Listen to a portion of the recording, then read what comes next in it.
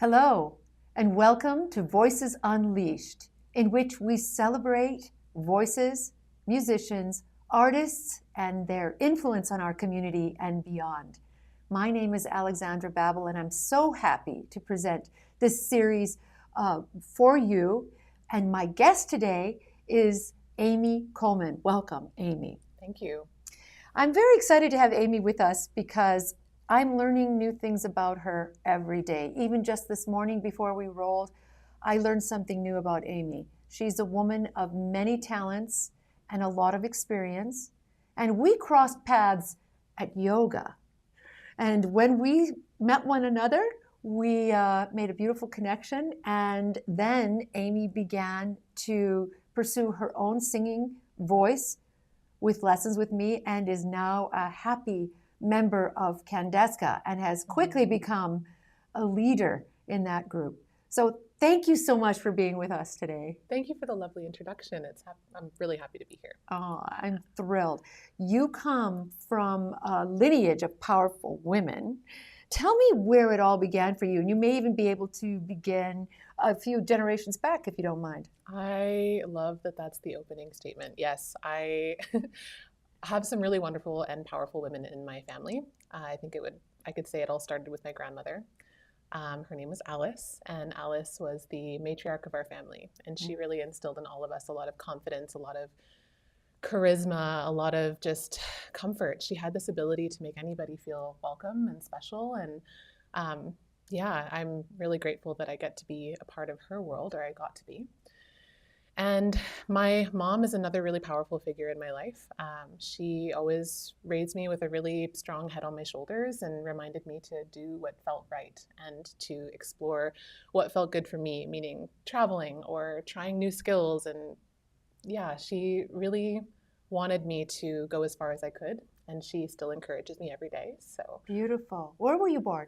I was born on Vancouver Island in the Cowichan Valley. In Duncan. Okay. Wow. And what journey led you to Kelowna? I think it was back in 2010. My aunt lives in Summerland, and she needed some help at the time. And I was sort of floating around and feeling a little lost. At the time, I was about 19 years old, and I thought, you know what, this is a really great opportunity to travel, to move, to try something different. And so I came out here to support her during that time, and I ended up staying for quite a few years. And then I spent a few years in Montreal before recently coming back. And the most recent return to Kelowna was again for family. I wanted to be closer to home. During my granny's final days, I was really grateful that I got to spend some time with her. And also just to be closer to my mom and my dad. So what have you done vocationally outside of music that I'm only just learning about today? Ooh, there are a lot of things. Yeah, you've had a varied history. Yes, yeah. So my calling, my career path in my life, I'm a holistic nutritionist. I'm also a yoga teacher. And so my affinity for this all sort of came from my own health issues. Around the time of 18, I became plant-based. I started eating vegetarian, and I wasn't doing it correctly for myself. So I went from eating a pretty, standard American diet. It was not the most healthy, to just removing animal products, and I ended up getting very sick. I had a gut microbiome imbalance, and I ended up in the hospital with an abscess on my tonsil. Wow. And that was a really big wake-up call. Yeah. It sort of stimulated this desire to just do better, to be well. Yes. And I ended up putting myself through school to become a holistic nutritionist here in Kelowna at CSNN. And that was really the catalyst to this beautiful world of holistic wellness. From there, I did that program and understood the gut microbiome and how our bodies function and what sort of our environment needs to look like, what our food needs to look like, and also that nutrition is so much more than just food. From there, I ended up doing my yoga teacher training, and at that time, I discovered Ayurveda, and I went deep into my studies about Ayurveda, which, if you've never heard of it before, is an ancient system. It's the sister science to yoga, and it's all about how we nourish ourselves. And yeah, from there, it's just sort of evolved. And at this point, I consider myself extremely lucky that I get to talk about it all day long. I get to teach other women. I specifically work with women's hormones, women's gut health and hormones. That's sort of my forte, if you will. Wow. So that's amazing.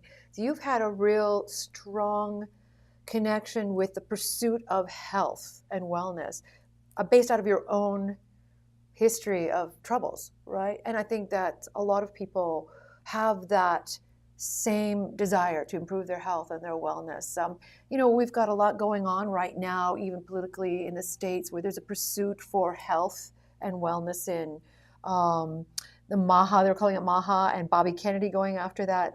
I sense that there's a pursuit of that among most of our population.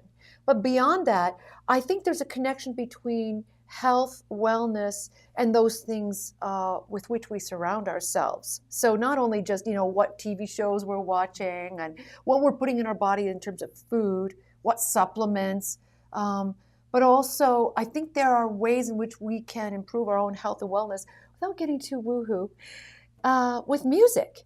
Absolutely. And that's why I've brought you in today, so that I could learn from you. What is your perspective on this idea of frequency, pitches, music, and community singing? What do you think about all that? Oh, that's a big question. I have a lot of thoughts on it. I'm going to begin by sharing that many years ago I learned about cymatics. And if you've never heard of cymatics before, picture taking some grains of salt and putting them on top of a speaker, and then having that speaker play specific frequencies.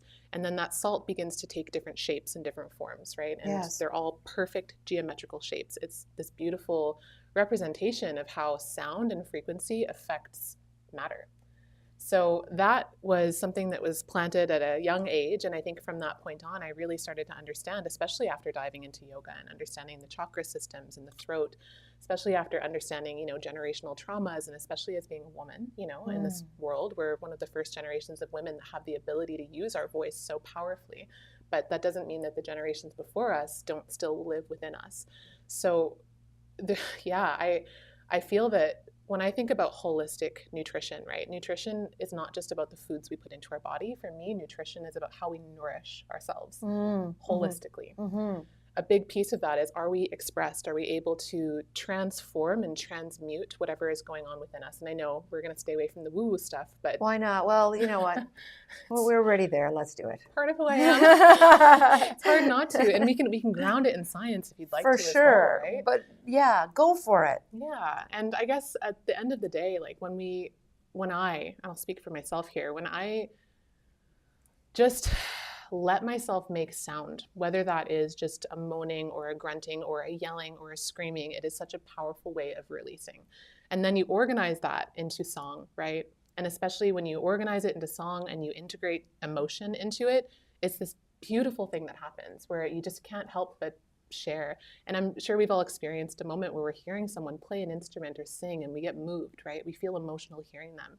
And I can't help but just feel that that's that perfect sort of midpoint of transmuting something that's deeply uncomfortable or deeply emotional or sad or moving and happy, whatever it is, and then expressing that. It's an art, it's creativity. And that, I believe, is really a big part of how we nourish ourselves. Oh man, we could talk so much about this. This is amazing. I have definitely felt from the very beginning of my life that the sound and the movement of frequency in a space does change that space and does change us.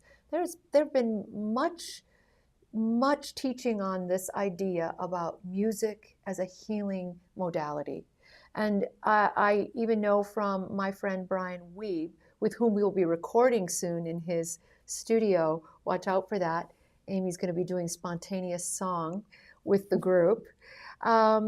That there is even this indication, an idea that in certain cultures, certain pitches on certain vowels are sung over those that might be struggling with some sort of illness in order to make them well. Now, that's out there, but I believe it. And I know for myself that when I am in good voice and I'm singing and the throat is open, it's like hitting the ball out of the park. It's a great feeling. You get a dopamine hit, a serotonin hit, and it may even be reorganizing something within me that I can't measure. And it's interesting too. It should be noted that in Sweden there are children's hospitals now where children don't even realize they're being treated for their severe illnesses, but they are being put into spaces where their frequency is being played in the room that is believed to make a difference to those children's health. It's a lot to consider and a lot to pursue. So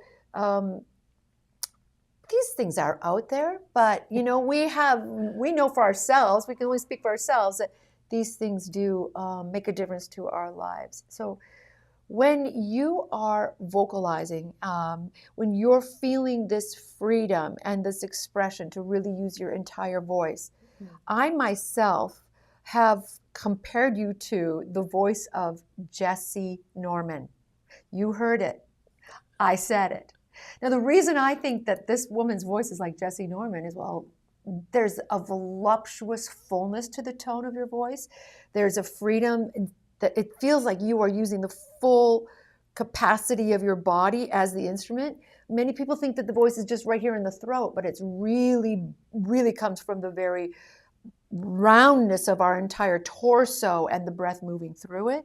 And so the joy that I've had in instructing Amy is just, wow, really just directing what already is. There's a real understanding of your voice already, and a sense of full body breathing, a sense of freedom in the throat. You use the word chakra, other people use other words, but this freedom in the throat and the sounds that you're making. What do you hope to see in your future using your voice and your training? What can we anticipate? No obligation, but potential can be a real enemy. But what do you hope to see with your talent? Well, first of all, thank you for that beautiful compliment. I've always wanted to sing, and just need to take a moment to speak to Alexandra's abilities to free someone's voice. That does not go unnoticed. I feel like the potential is something that you really witnessed and have been able to draw from me. And I'm so grateful for that. And I feel like it's really just the beginning. So absolutely. Yeah, as far as where do I see that going? That's such a great question. I mean, there's always been this dream of mine to be able to, record an album one day and let the song that's on my heart come out. I don't feel quite ready for that. So at the moment, being able to have these opportunities with Candeska, for example, and being able to perform with other amazing women who are so incredibly talented. There's one thing I really value. It's putting myself in rooms with people who are smarter than me, and people who are, farther ahead than I am in the dreams that I would like to accomplish. And so that's been a really awesome opportunity as well. I want to continue to explore the depths of what my voice could look like. And in my own history, it's funny to look back on all of the steps that lead you to where you are today. I was always singing. My parents couldn't get me to shut up when I was a kid. And at one point I was in a band, and I was singing in the band, and I felt like there was just something that I wasn't able to reach within my voice when I was singing with them. And having practiced and taught yoga over the years, the breath component is something I'm learning is such an important piece of singing. So there's all of these little, points along the trail that have sort of led me to where I am. And I can't even imagine where I'll be in 5 years, 10 years from now. But I hope still singing. That's the goal. 100%. Yeah. I think you will be. How can those that are watching find you? Well, I'm on the internet, but so my company is called Taste Nutrition. I work with women's health and hormones, gut health and hormones, and I'm on Instagram and on TikTok. I'm on all the sort of regular platforms. And with your name? Your name? Okay. It would be Taste Nutrition. You can also find me by searching the handle Amy Activates, and you'll find me there. Great. And we'll put those in the show notes for you if you'd like to reach out to Amy or to either one of us.